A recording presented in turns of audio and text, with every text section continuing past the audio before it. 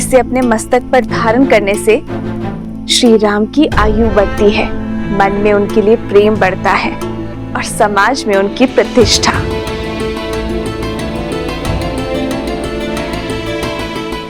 माता, आप चिंता ना कीजिए। ना मुझे किसी के ठाठ से अंतर पड़ता है और ना ही उपहास से।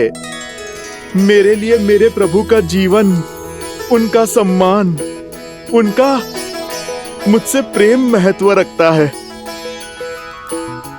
माता, आपने तो मुझे अनोखा मार्ग दिखा दिया। आपके मस्तक पे एक चुटकी सिंदूर लगाने से मेरे प्रभु का सम्मान इतना बढ़ गया। तो माता, आप सोचिए, मेरे प्रभु का सम्मान और प्रभु का मुझसे प्रेम अब कितना बढ़ेगा। क्योंकि माता, मैंने तो अपने रोम रोम को सिंदूर के रंग से रंग लिया है। मैंने तो अपनी पूंछ का भी एक छोटा सा भाग भी नहीं छोड़ा। तो माता, आप बताइए ना, इस लाल देह से मेरे प्रभु का जीवन और कितना बढ़ेगा।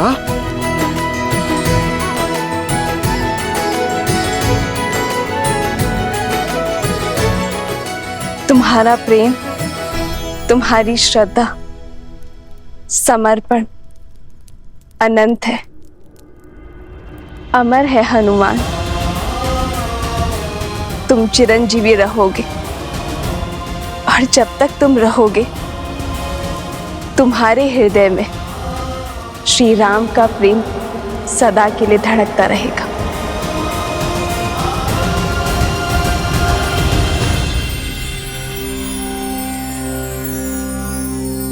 श्री गुरु चरण सरोज रज, निज मनु मुकुरु सुधारी। बरनउँ रघुबर बिमल जसु, जो दायकु फल चारी।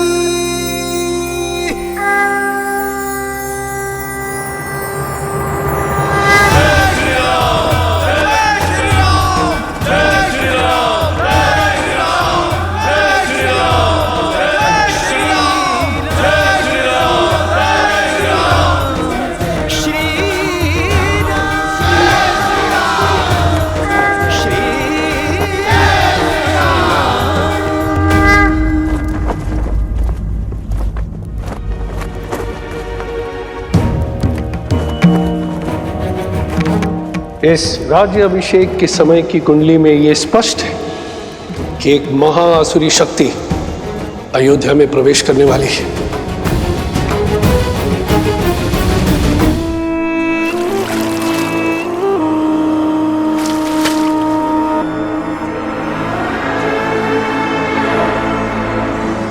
राम, न तुम जीते हो और ना ही ये युद्ध समाप्त हुआ है।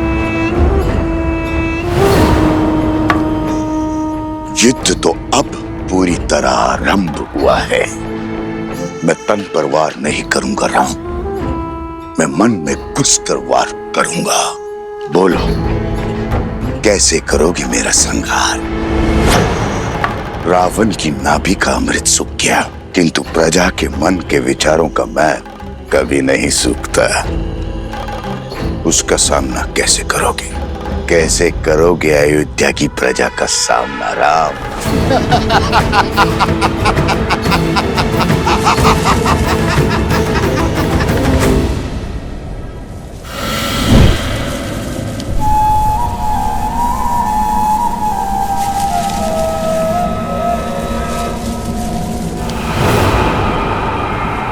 भूल हो गई मुझसे, जो आपसे सहायता की आस कर बैठी मैं, आपके द्वार पर प्रतिशोध की भिक्षा मांग बैठी मैं। अपने हाथ पे हाथ धरे देखते रहे और वहां राक्षस राज्य का अंत करने वाला वो राम, उसका राज्य अभिषेक हो गया। पराजय है ये आपकी।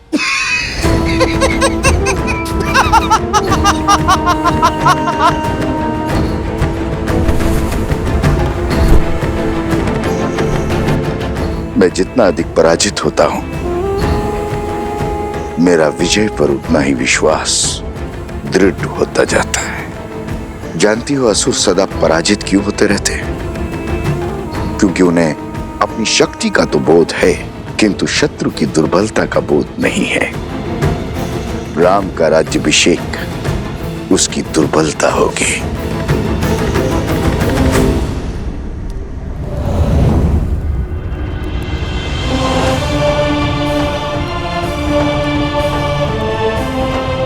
प्रणाम आचार्य। प्रणाम महर्षि। राज्य अभिषेक की कोटि कोटि बधाई हो अयोध्यापति, किंतु हर बधाई के साथ एक चुनौती जुड़ी होती। आपने पापियों का संहार तो किया, पाप का नहीं। दशानन को मारा, मगर उसकी सोच को नहीं। पाप की सोच एक ऐसा छलिया है जो बार बार स्वरूप बदलकर सामने आता है और प्रहार करता है।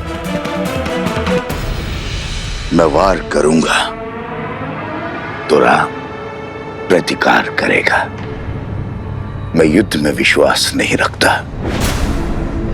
मैं 1000 छोटे छोटे घाव में विश्वास रखता हूं, और वो घाव मैं उसे नहीं दूंगा, उसके अपने देंगे। और जब घाव अपने देंगे तो लाचार होगा और पीड़ा भी अधिक होगी। अर्थात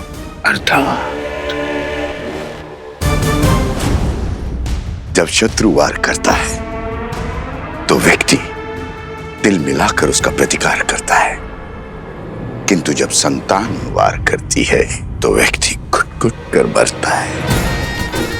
अयोध्या की प्रजा को संतान मानता है ना राम। अब यही प्रजा उस पर वार करेगी। जिसने रावण से लंका का युद्ध जीत लिया, वो अयोध्या की प्रजा से युद्ध नहीं कर पाएगा। अब उस पर उसकी प्रजा से प्रहार करवाऊंगा। अयोध्या के भीतर एक युद्ध होगा जिसे अयोध्या हार जाएगी। अयोध्या की प्रजा के मन में इतना विष घोल दूंगा जिसे राम तो क्या, महादेव भी नहीं काट पाएंगे। रावण महान शिव भक्त था, ज्ञान का सागर था, किंतु वो राक्षस सुमाली की राक्षसी वृत्तियों से जन्मा था। राक्षस सुमाली के अन्य पुत्र भी हैं श्री राम, जिनमें न रावण सा तप है और न ही ज्ञान है, तो केवल कुटिलता। क्षमा करें महर्षि, अयोध्या के उत्तर की ओर भरत भैया है, पूर्व की ओर लक्ष्मण भैया और पश्चिम की ओर मैं, और दक्षिण की ओर हनुमान जी हैं। हम 4 बलशाली अयोध्या के द्वारपाल हैं। हमारे होते अयोध्या को किसका भय? पांव पर पादुका पहनने से, बाहर के कष्ट से बचा तो जा सकता है कुमार शत्रुघ्न, किंतु फोड़ा यदि देह के भीतर से निकले तो क्या करोगे? जब अग्नि घर के भीतर ही लगी हो तो द्वार बंद करने से कोई लाभ नहीं होगा।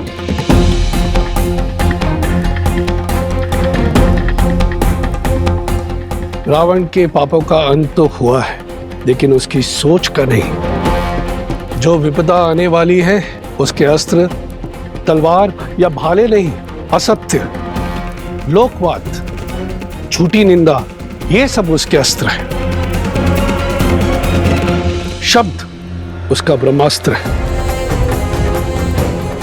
संसार का नियम है, अगर कोई भी असत्य बार बार कहा जाए, किसी की झूठी निंदा बार बार हो, तो वो सत्य लगने लगता है।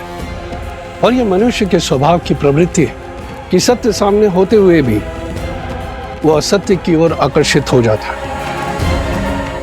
हर मनुष्य के भीतर छिपी बैठी है असंतोष की अग्नि, इस अस्त्र को विस्फोटक बना देती। जब तक उन्हें मेरी योजना का आभास होगा, तब तक मैं उनका स्वर्ग रूपी संसार भस्म कर चुका हूंगा। मुझे आपकी रणनीति पर बिल्कुल भी विश्वास नहीं है। रावण भैया की शक्ति और साहस का 100वां अंश भी नहीं। अपने शत्रु से 2-2 हाथ करने की स्थान पर जुआरियों की भांति कुचक्र रचना से अंत नहीं होगा उस राम का। शांत प्रिय बहन, शांत। मैं जानता हूं कि तुम्हें मेरी शक्तियों पर संदेह है, इसलिए तुमने अपनी सहायता के लिए किसी और को भी बुलवाया है। कौन है वो? हाँ, मैंने सहायता के लिए निस्थल के राजा भस्कर्ण और उनके पुत्र संहादमन को बुलाया है।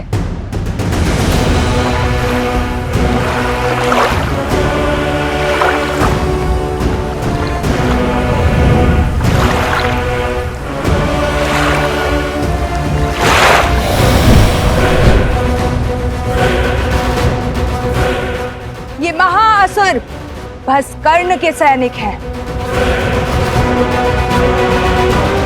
आप मेरे साथ? तुम्हारे महाराज को वरदान है कि जब तक वो जल में, वायु में या पृथ्वी पर खड़े होंगे, उनका वध करना असंभव है। हाँ।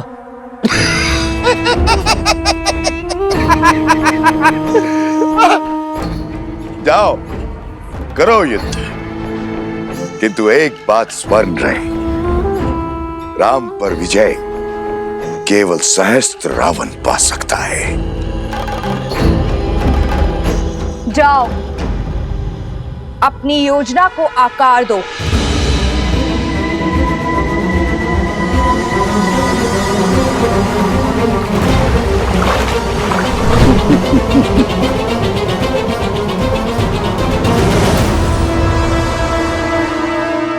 शूर्पणखा, सच है क्या और ब्रह्म क्या है, यह प्रश्न सदा से अमर खड़ा है। सहस्त्र मुखों की सहस्त्र बातें, इनसे भला कौन लड़ा है? आप यही गाते रहो और मैं अपना कर्तव्य निभाती हूं।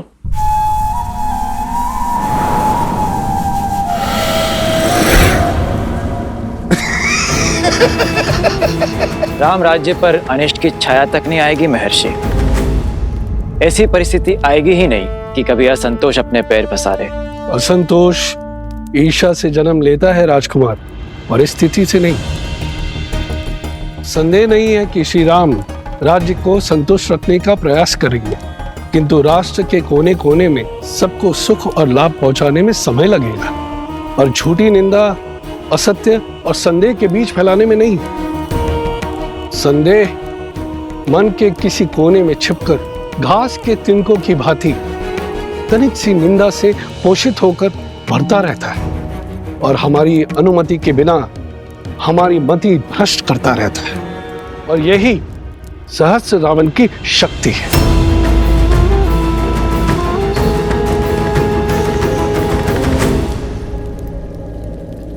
मैं राजनीति नहीं,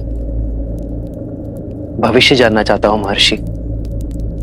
क्या छुपा है भविष्य के गर्भ में? अव्यवस्था, अराजकता, विजय भी होगी, किंतु भयंकर पीड़ा और संघर्ष के बाद। मानव जीवन तो है ही दुखों और संघर्षों का सागर, इससे भय क्या? मैं तो अयोध्या के विषय में पूछ रहा हूं महर्षि। मैं भी अयोध्या के विषय में ही बता रहा हूं राजन।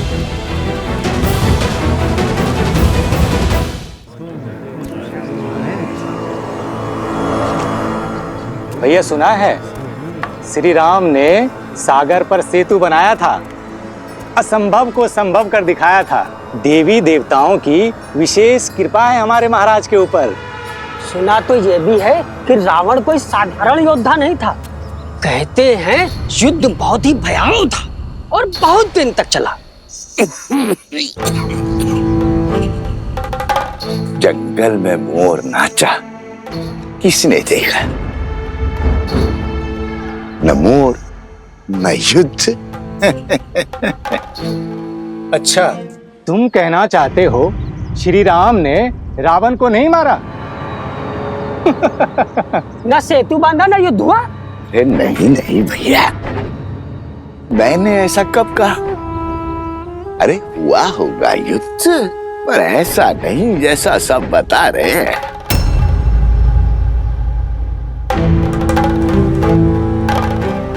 सागर तो पर्वत निगल लेते हैं, और उस पर यदि रावण इतना बलशाली था, 10 लोगों का स्वामी था, तो क्या वो सागर पर पुल बांधने देता?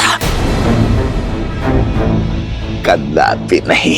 तो क्या हमारे राघव असत्य कह रहे हैं? राम राम राम, ऐसा मैंने कब कहा भैया?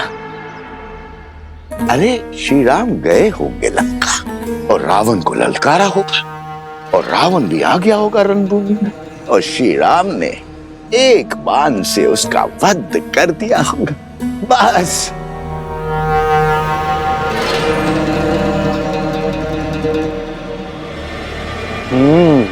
हो सकता है ये सब कथा वानरों ने बनाई हो। ऐसे ही बात का पतंगड़ बना दिया होगा। सत्य वचन भैया, सत्य वचन। ये कहानी अवश्य वानरों ने बड़ी बनाई है। श्री राम तो रघुकुल वंशज है, सोचा होगा श्री राम की यश की गंगा में हाथ धो लेते हैं।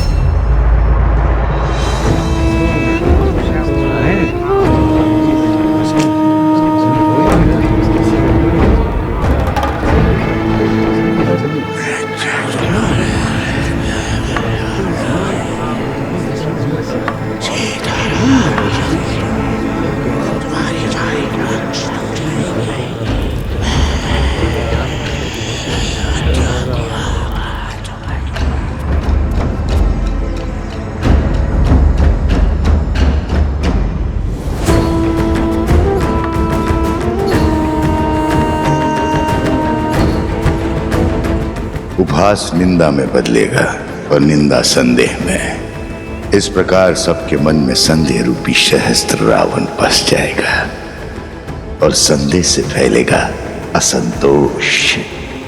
अब राम को मारने के लिए किसी शस्त्र की आवश्यकता नहीं।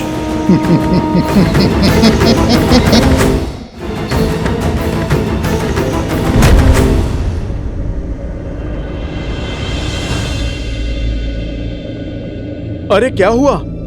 तुम सब इतने विचलित क्यों हो? राज्य में विचित्र सी बातें फैल रही हैं कि हम युद्ध की अनुचित कथाएं बता रहे हैं, असत्य कह रहे हैं। आप ही बताइए, हम प्रभु श्री राम के शौर्य का झूठा वृत्तांत क्यों सुनाएंगे? क्या आपकी वीरता कोई गाथा है? अर्थात पाप ने अपने पग पसारना आरंभ कर दिया है। कौन है जो इस असत्य का डंका बजा रहा है? मुझे उसे खोजना ही होगा।